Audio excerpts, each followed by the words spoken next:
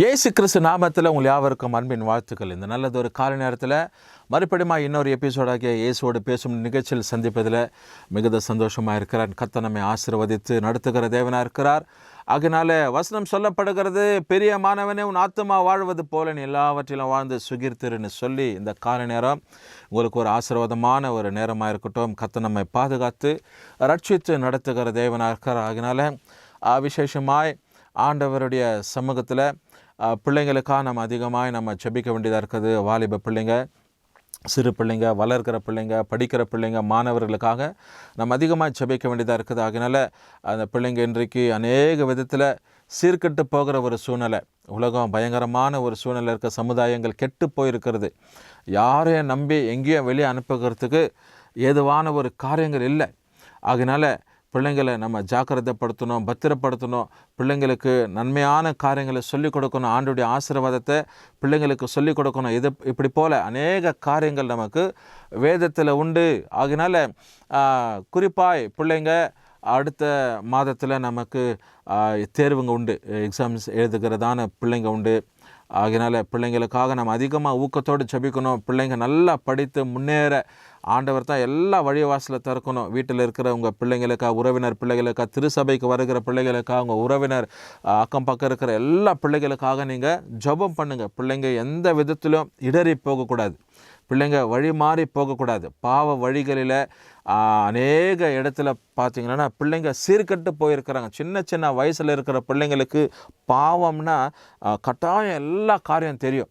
அதனால் பிள்ளைங்களுக்காக தொடர்ந்து ஜெபம் பண்ணுங்கள். உங்கள் வீட்டில் இருக்கிற பிள்ளைங்களை நல்ல அக்கம் பக்கம் இருக்கிற திருசபைகளுக்கு நடத்துங்க. நீங்கள் போகிற சபைகளுக்கு கொண்டு போங்க. வீட்டு பக்கத்தில் சண்டே ஸ்கூல் எடுப்பாங்க. சிறு பிள்ளைகளுக்கு பாடசாலைகள் உண்டு. அப்படிப்பட்ட கிறிஸ்துவ பள்ளிகளுக்கு நீங்கள், பள்ளிக்கூடங்கள் அதாவது சண்டே ஸ்கூலுகளுக்கு நீங்கள் அனுப்புவீர்களானால் பிள்ளைங்க சின்ன வயசுலேருந்து நல்ல ஆவிக்குரிய ரீதியில் வளர்வதற்கு ஏதுவாக இருக்கும். ஆகினால இங்கே வேதத்தில் சிறு பிள்ளைகளுக்காக அநேக வார்த்தைகள் உண்டு. இயேசு சுவாமி கூட ஒரு காரியத்தை சொல்கிறாங்க, சிறு பிள்ளைகளை என்னிடத்தில் வர தடை பண்ணாதீங்க, பரலோக ராஜ்யம் அவங்களுடையதுன்னு சொல்லி ஒரு உதாரணத்தை சொல்கிறாங்க. அப்படி சிறு பிள்ளைகளுக்கான அநேக வசனங்கள் வேதத்தில் உண்டு. ஆகினால இந்த நாளில் கூட ஒரு பிள்ளைகளுக்கு ஏற்ற ஒரு வார்த்தை வசனத்தை நம்ம வேதத்திலேருந்து பார்த்து நம்ம ஜெபிக்க போகிறோம். 128 சங்கீதம் 6வது கடைசி வசனத்தில் நம்ம வாசிக்கப்படுவோம். The book of Psalms 128 verses 6 says like this. 128 சங்கீதம் 6வது வசனம் சொல்லப்படுகிறது, நீ உன் பிள்ளைகளின் பிள்ளைகளையும் இஸ்ரவேலுக்கு உண்டாகும் சமாதானத்தையும் காண்பாய் அப்படின்னு சொல்லி வசனத்தில் வாசிக்கிறோம். thou shall see the children's children and peace upon Israel, the Bible says. பிள்ளைகளுக்கு பிள்ளைகளை நீ காண்பாய். அப்போ பிள்ளைங்க என்பது ரொம்ப முக்கியம் நம்முடைய வாழ்க்கையில்.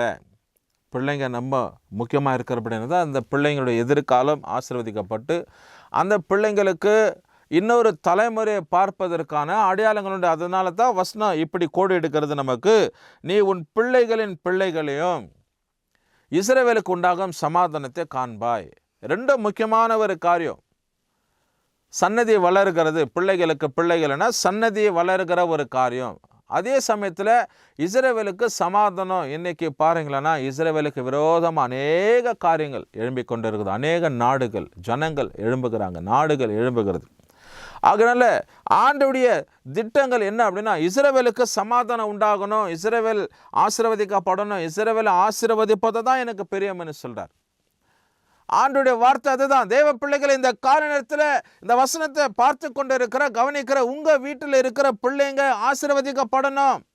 Let your children and grandchildren be blessed. உங்கள் வீட்டில் இருக்கிற பிள்ளைங்க, பேர பிள்ளைங்க, உறவு பிள்ளைங்க ஆசீர்வதிக்கப்படட்டும். அவங்க ஆசீர்வதிக்கப்பட்டால் தான் அவங்க வாழ்க்கை எதிர்காலத்தில் நல்ல ஒரு வேலைக்கு போவான், நல்ல படிக்கிற ஒரு காரியம் உண்டாகும், நல்ல கண்ணும் கருத்துமாக பிழைக்க, தாய் தகப்பனை கனப்படுத்த இந்த கீழ்ப்படிதல் உண்டாகும். பிள்ளைங்க நல்லா வளர்ந்து ஆளாவாங்க, நல்ல வேலைக்கு போவான், பிள்ளைக்கு திருமணம் ஏற்படுத்துவோம், திருமணத்திற்கு பிற்பதாக சன்னதிகள் உருவாகும். இப்படிப்பட்ட காரியத்தை தான் ஆண்டவர் மையப்பாய் சொல்லுகிறாரு, நீ உன் பிள்ளைகளின் பிள்ளைகளையும் இஸ்ரவேலுக்கு உண்டாகும் சமாதானத்தை காண்பாய் என்பதாக. எனக்கு அருமையான தேவ ஜனமே, இந்த வார்த்தையை கவனித்துக் கொண்டிருக்கிற நீ யாரா இருக்கட்டும், உங்க வீட்டில் இருக்கிற பிள்ளைகளுக்கு அதிகமா ஊக்கமா நீ ஜெபம் பண்ணு. இன்னைக்கு பிள்ளைங்க வழி தவறி போகக்கூடாது, பாவ வழியில போகக்கூடாது, பிசாசுக்கு அடிமைத்தனம் ஆகக்கூடாது. தேவையில்லாத ஃப்ரெண்ட்ஸுங்க, நண்பருங்க, இங்க போய் வரேன் அங்க போய் வரேன், பிள்ளைங்க கூட எக்ஸ்கர்ஷன் போறேன், பிள்ளைங்க கூட டூருக்கு போயிட்டு வரேன், இங்க ஒரு ரிசார்ட்டுக்கு போயிட்டு வரேன், இன்னொரு தீம் பார்க்குக்கு போயிட்டு வரேன். No, don't allow them. இன்னும் பிள்ளைங்களை இன்னொருத்தர் கூட சேர்ந்து வழிகட்டு போகிற சீர்கட்டு போகிற நிலைமைக்கு உங்க பிள்ளைகள் ஆளாக்காதீங்க, அதற்கு அனுமதி கொடுக்காதீங்க. பிள்ளைங்களை ஜாக்கிரதை உள்ளவர்களாய் நீங்க கவனித்துக் கொள்ள வேண்டும். You should be very cautious about your children. உங்க பிள்ளைகளை குறித்து நீங்க ஜாக்கிரதை உள்ளவர்களா இருக்கணும்.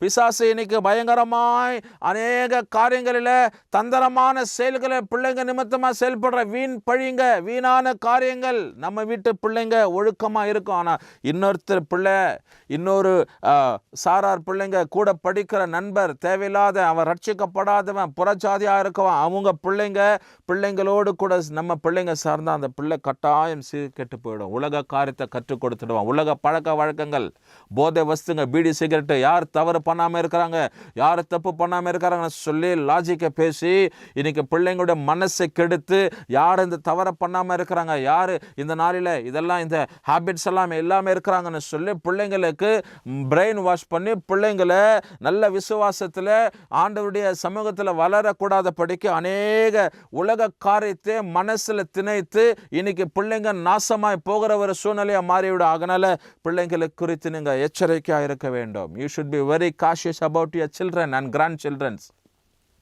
சபைக்கு வர பிள்ளைங்களை கவனிக்கணும். தாய்மாருங்க, தகப்பன்மாருங்க, பிள்ளைங்க போய் 2 மணி நேரம் 1 மணி நேரம் ஆகுதா, பிள்ளைங்க எத்தனை முறை எங்கே நீங்கள் வெளியே போயிருக்கிறீங்கன்னு சொல்லி பிள்ளைங்களுக்கு ஃபோன் பண்ணி கேளுங்க, எங்கே இருக்கிற, ஏதா இருக்கிற, இன்னும் ஏன் வீட்டுக்கு வரல, இன்னும் ஏன் வீடு திரும்பலை அப்படின்னு சொல்லி பிள்ளைங்களை கொஞ்சம் ஸ்ட்ரிக்ட் பண்ணணும்.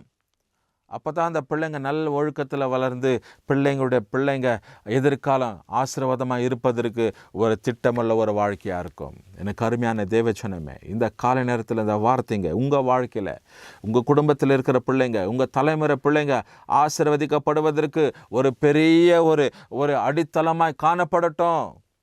Let there be a great foundation that your children should be grown, that your children should be built up, that your children should be go straight away.